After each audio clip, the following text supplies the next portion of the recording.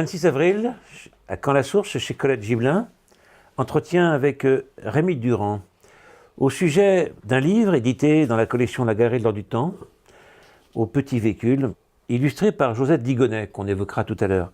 Le titre m'a toujours paru mystérieux, c'est la première fois qu'on va en parler d'ailleurs. Un fruit qu'on regarde sans tendre la main. Ce titre a-t-il des clés en dehors de cette série de textes qui abordent d'une façon cosmopolite le monde? Je pense que c'est un titre qui a un certain nombre de connotations, un certain nombre de pistes et d'ouvertures. En fait, je l'ai choisi parce que c'est un texte, c'est une phrase de Simone Weil, qui est une femme absolument extraordinaire, qui a été dans les camps, qui en a souffert toute sa vie, et qui a été toute sa vie dans l'interrogation de Dieu. Alors, ce n'est peut-être pas mon cas, quoique j'ai déjà fait plusieurs fois le chemin de Saint-Jacques sans le rencontrer. J'aurais aimé le rencontrer parce que c'est un garde-fou. C'est le cas de le dire. Quand on est poète, on devient un peu fou.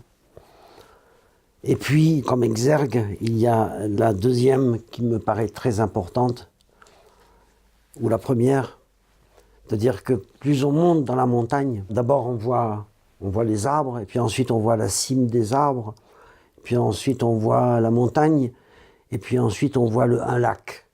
Alors c'est cette aspiration vers le divin peut-être, vers le cosmos, vers quelque chose de pur que je n'ai pas encore trouvé en moi. Mais à ce titre, issu d'une parole de Simone Weil, il est juste mis un mot avec 2 points après, je le dis, beauté.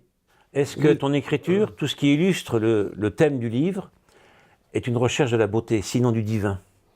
Alors, recherche de la beauté, peut-être pas, mais une écriture qui est, je dirais, assez obsessionnelle de la métaphore et de l'image. Je ne peux pas écrire sans qu'il y ait des connexions entre les mots qui donnent à vivre une image. C'est important, c'est mon lyrisme. C'est mon lyrisme. Dans le texte que j'ai écrit sur cette jeune femme qui attend, qui va sur le chemin de Saint-Jacques, elle attend et finalement à ces images de Saint-Jacques, du chemin se superposent des images de l'Équateur et elle rêve d'y retourner, finalement elle y retourne. Mais c'est un lyrisme à double sens. Pourquoi? Quelquefois, ce lyrisme me gêne parce que sous les pavés, souvent il n'y a pas la plage. Sous les pavés, il y a je ne sais plus combien de milliers de baleines que les Japonais ont tuées. Il y a les bombardements aux armes chimiques en Syrie. Il y a bien d'autres choses encore qui nous placent dans un monde qui est tellement cruel que je ne peux que répéter l'image d'Anouilh. Il y aura toujours un chien perdu sans collier qui m'empêchera d'être heureux. Il est sans collier. Oui, parce qu'il est errant.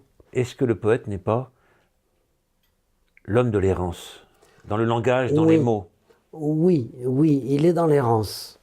Mais je pense que l'écriture est, quoi qu'on en dise, est toujours une souffrance. Ces textes, je les ai écrits, ils proviennent de revues, de documents que j'avais gardés, etc. Disons que c'est un très très long travail.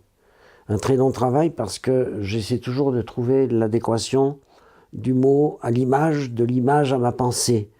Et c'est ce qu'il y a de plus difficile à faire. J'avoue que je coupe beaucoup dans les textes que j'écris.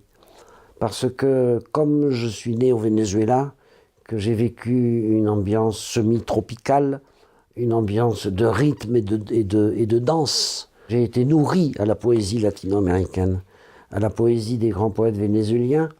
Et ensuite, je suis parti travailler en Colombie, en Équateur.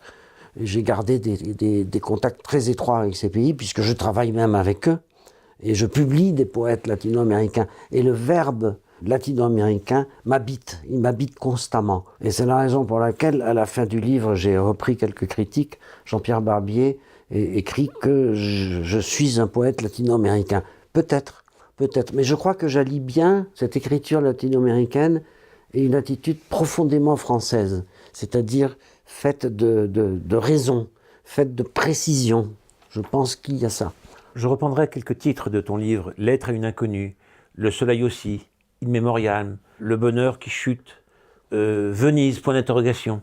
Alors, est-ce que les titres que tu choisis sont le fruit d'un texte fini ou ils viennent comme ça naturellement, sans que tu les recherches? Non, il y a une recherche. J'entre en poésie comme j'entrerai dans une forme de méditation pour trouver le mot juste. Et ce titre de Simone Veil, j'ai dû mettre de nombreux mois avant de le trouver. Venise, ça a été plus simple, parce que Venise, ça a été une joute avec Gilbert Renouf. Nous avions décidé d'écrire chacun un texte sur Venise. Voilà. Donc le titre, il est venu tout seul. Mais pour les autres, il y a effectivement une très grande recherche.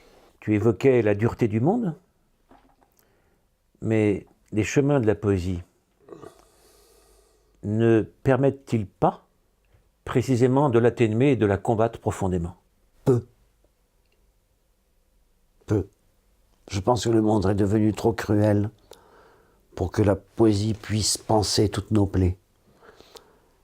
Mes textes sont des textes de désespoir, beaucoup. Et puis il y a tous les passages sur les poèmes amoureux, qui sont des poèmes de rupture, des poèmes de douleur, des poèmes de déchirement. Donc peut-être ai-je trop une propension plutôt vers le malheur que vers le bonheur. Je lis la première phrase de In Memoriam, pour que tu puisses évoquer le travail que Josette Digonnet a fait sur tes textes. C'est peut-être dans les cafés que la mémoire joue de l'accordéon pour dissiper les ombres, et je ferai personnellement un commentaire, pour dissiper le malheur quand même. Tout à fait. Quand vrai. même. Je suis peut-être un peu pessimiste, mais bon, il y a des textes qui sont effectivement des textes où il y a une exubérance de vie. Mais je pense que cette exubérance de vie, elle est toujours en parallèle avec la souffrance de vie. De même que les histoires d'amour, qui sont des histoires d'amour. Et c'est beau une histoire d'amour, mais les histoires d'amour, ce sont des histoires de séparation. Mais voilà. Quand un artiste, une artiste rencontre un poète, comme Josette Digonnet, parce que j'aimerais que tu l'évoques, oui. C'est aussi une histoire d'amour. Tout à fait, tout à fait. Josette, je la connaissais ici à Camps. Nous avons fait du théâtre ensemble. Nous avions créé un groupe de théâtre avec quelques amis. Et je ne l'ai retrouvée que beaucoup plus tard. Et quand j'ai su qu'elle faisait ce travail de graveur, d'encre, qui est à mon avis assez remarquable, tout naturellement je me suis adressé à elle. Et c'est une personne qui est d'une simplicité, d'une modestie absolument totale.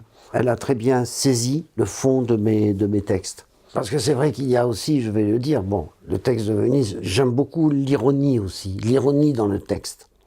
Bon, en ce moment, j'écris tous les mois à peu près pour Gilbert, enfin pour la lettre sur le bruit, des lettres à Maria. Et j'y prends énormément de plaisir parce que à la fois j'y mets beaucoup de cruauté, mais en même temps beaucoup d'ironie. Et je pense que peut-être l'ironie est une façon de nous sauver de tout ce qui se passe autour de nous. Peut-être. Je ne sais pas, j'ai pas la réponse. Merci.